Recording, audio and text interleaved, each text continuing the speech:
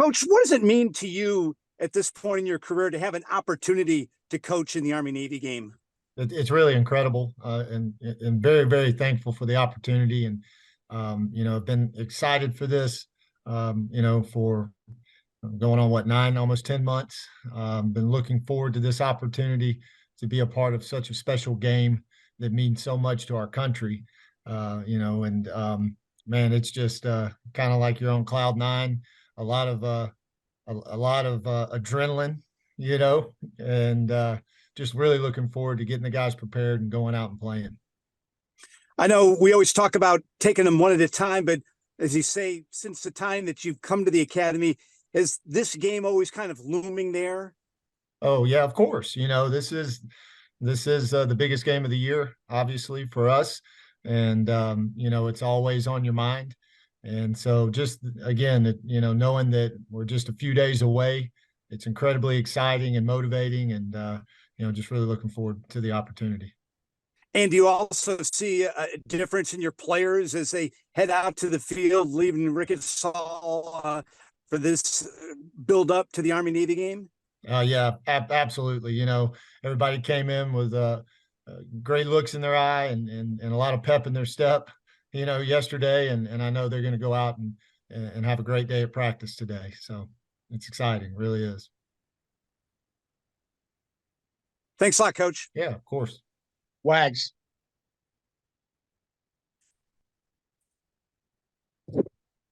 Coach, kind of dovetailing off of that, what is your earliest memories of Army-Navy? I don't know if you watched the game growing up as a kid. What do you remember of Army-Navy game? Yeah, I can remember, being in high school and, sitting on the couch with a couple buddies of mine. And we always look forward to watching the game, everything associated, the pageantry, all of it. And I remember probably, I guess my earliest memory is probably 16 years old, when the first time I really sat down and began to get engaged in that. And of course, as I went into college, playing, Georgia Southern, playing in the option, obviously watching option teams play was always exciting. So, it definitely started early for myself. And then was there even more interest when Paul Johnson, who you played for, and all the guys, Jeff Monken, that's why I spoke to Coach Monken today, and he said to say hello to you. He remembered you when you were an undergrad. But a lot of those coaches that you're familiar with at Georgia Southern go to Navy. So I'm guessing there was maybe added interest for you when here's these guys that coached you are now at Navy. Yeah, no question about it. We all have kept in touch through the years. And of course, Coach Monken, went back to Georgia Southern as the head coach, and with myself being in Georgia at that time. So, there's obviously a lot of relationships there between the guys that came here to the Naval Academy from Georgia Southern, and was always of major interest to me through those years. Had a little bit more skin in the game for sure. It wasn't just watching. I was really pulling hard, for the Naval Academy, no question about it. So I'm guessing even long before you ever knew you were going to coach at Navy, you were smart enough to root for Navy? Of course, absolutely. Wanted to ask you a little bit about the wide receivers position. You took some hits there on Saturday. You're already down a couple men with Kamari and Nathan Kent not available. Where do you feel? Are you concerned about that position as we move here into the big game? Yeah, of course. Anytime you have guys get injured, you're very concerned about their well-being and health. And, we're looking forward, not a lot to communicate right now as far as, who's going to be available. I think we're all very thankful that we have a couple weeks, and encouraged by that, and hoping that, we're able to get, a large number of those guys back and have them ready for the game. So you guys were pretty down the depth chart. I mean, you were playing Colin O'Connor, who hadn't seen a lot of action, and then he gets hurt. What did you do there at the end? I know Cody Howard's a guy that is listed as a wide receiver, but has primarily been kind of a tight end role. I know he was out there a little bit, but what else did you do? How did you compensate?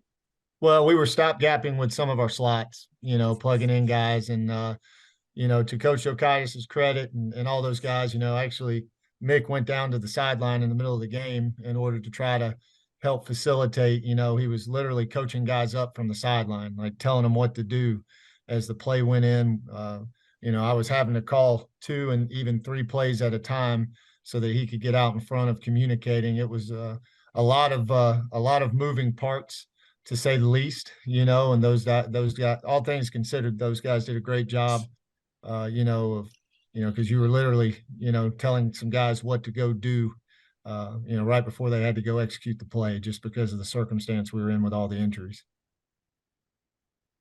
I'm good for now. Yeah. Wags, did Coach Monken not tell hello to me and Stacy? He knows us too. Scott Wyckoff. Coach, this game always seems like in recent years it's come down to who runs the ball the best and who doesn't turn over the ball. Does that continue to be the focus of this game for you offensively? Yes, absolutely. You got to run the football. You got to be physical to win this football game. And that's absolutely a focus. There's no question about it.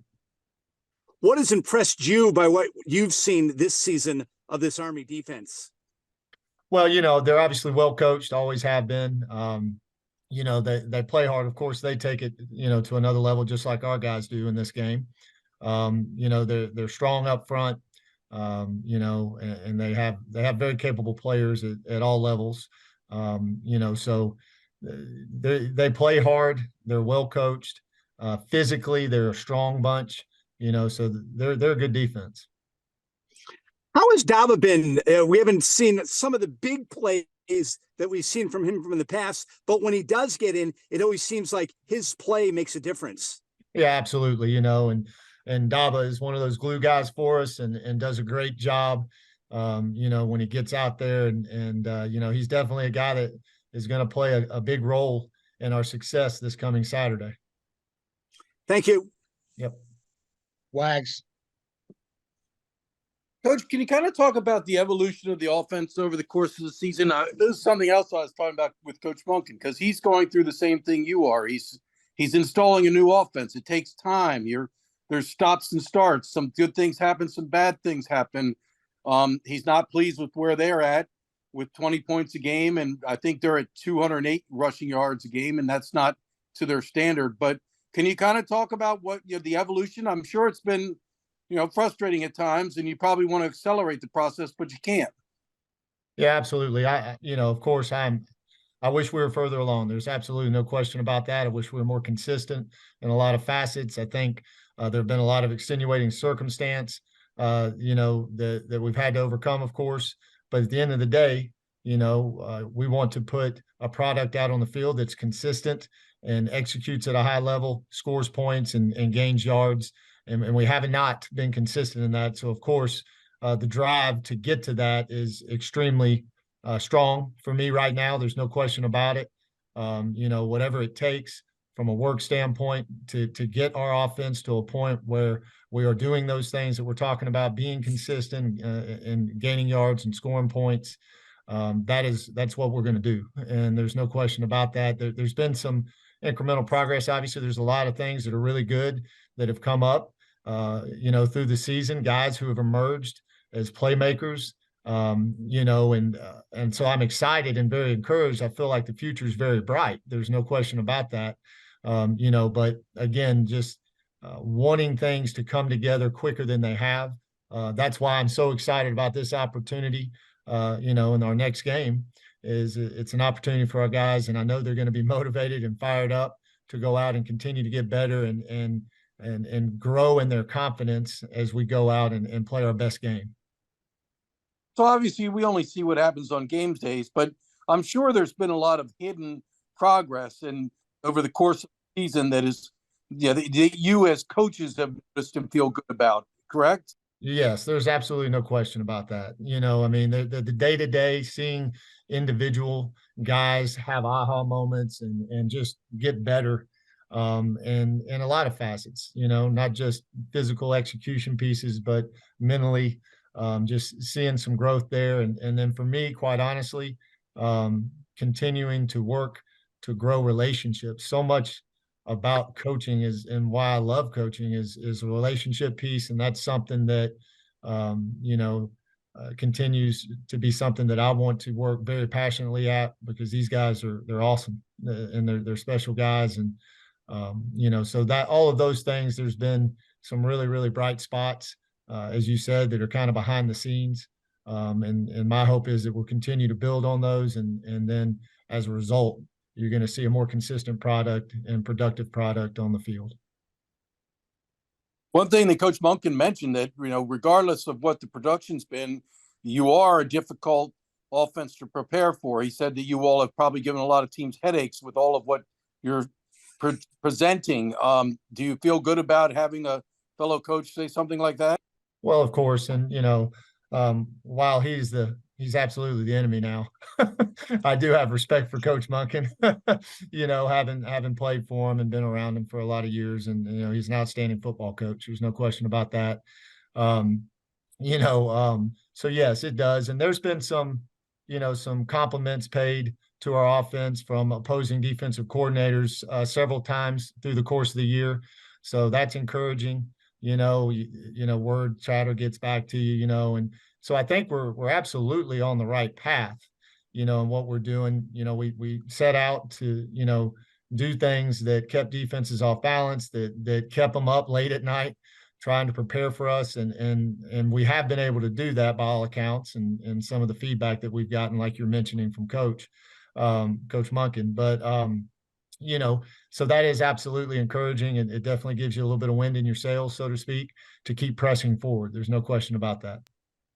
Well, I was going to say, at Georgia Southern, you enjoyed nothing but success offensively, and this has got to be difficult for you. This is, seeing things not always working in the way you envision, the way you design them. But I sense in your voice that you're not discouraged to the point that you're questioning yourself. You're full speed ahead. No, not at all. I've been very fortunate to have a lot of success, whether it be as a player at Georgia Southern or through my coaching career, Kennesaw and other places. I never expected things to go perfectly well coming in here, just because there was a lot of change.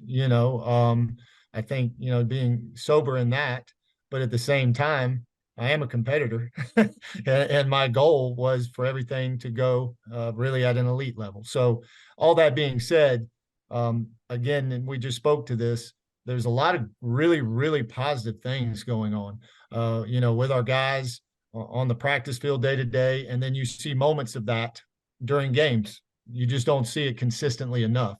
So all those things, are very, very encouraging. And again, just help you keep pressing forward, keep laying the bricks. And, another thing that's been encouraging is our players, and by all their communication that they've had with us as coaches, myself, they like what we're doing, and that helps as well, So, there's a lot of positive things that are going on, as we continue to build and move forward. There's no question about that.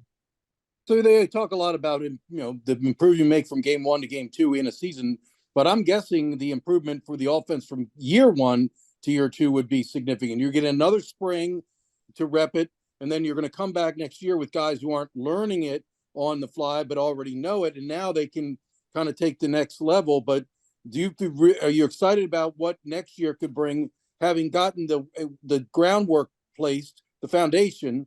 And I'm also curious, is that how it went at Georgia Southern? Was there a significant growth in the second year from the first? Well, I assume you're speaking to Kennesaw State when we started that program, but yes, I've right. got damn monkey on mine with Georgia Southern. No, I got you. No worries. But yes, absolutely, Bill. There was significant improvement. And really for us at Kennesaw, we started the program, played our first season in 2015, but now you're playing with all redshirt freshmen and a handful of transfer guys. So really it came together for us in 2017. Well, we're not a startup program here. So you would hope, and that's my expectation, that's why I'm smiling when you're bringing up next year, is that, we're going to be able to have that moment that we had in 2017 where we went 12-2 and made a deep run in the playoffs. That obviously is the excitement going into year 2. There's familiarity, guys understand what they're doing, and then again, the relationship piece, getting guys, and that are comfortable with you and comfortable with everything going on. So I'm really excited about next year. Now, that doesn't take away anything from what we're getting ready to go do with the most important game of the year. but I am very excited about next year. There's no question. And then just there's obviously multiple ways to skin a cat, and the Army's facing the same thing as the Navy. And this is a big part of my discussion with Coach Monken today was the new offense. Why did he do it? And he said the cut blocking rules, trying to get perimeter going, and he's felt that it was banging his head against the wall. So what do you think of what they're doing with their shotgun zone blocking scheme? You seeing some good things out of what Army's offense does? Yeah, of course. And I've watched them a little bit, with them obviously not studying their offense right now, just the time of year it is. But what I've seen, I think it fits them, their personnel and who they are. And of course, I think they're doing a good job with it. The cut blocking rule impacted obviously all of us in the option world. I still absolutely believe that there's a place for under center option, and apparently he does too, because they ran it against Coastal. And so, I definitely feel like that under center option football is nowhere near being obsolete. You're just having to find different ways to go about it and new ways to do it, which is an exciting thing for sure.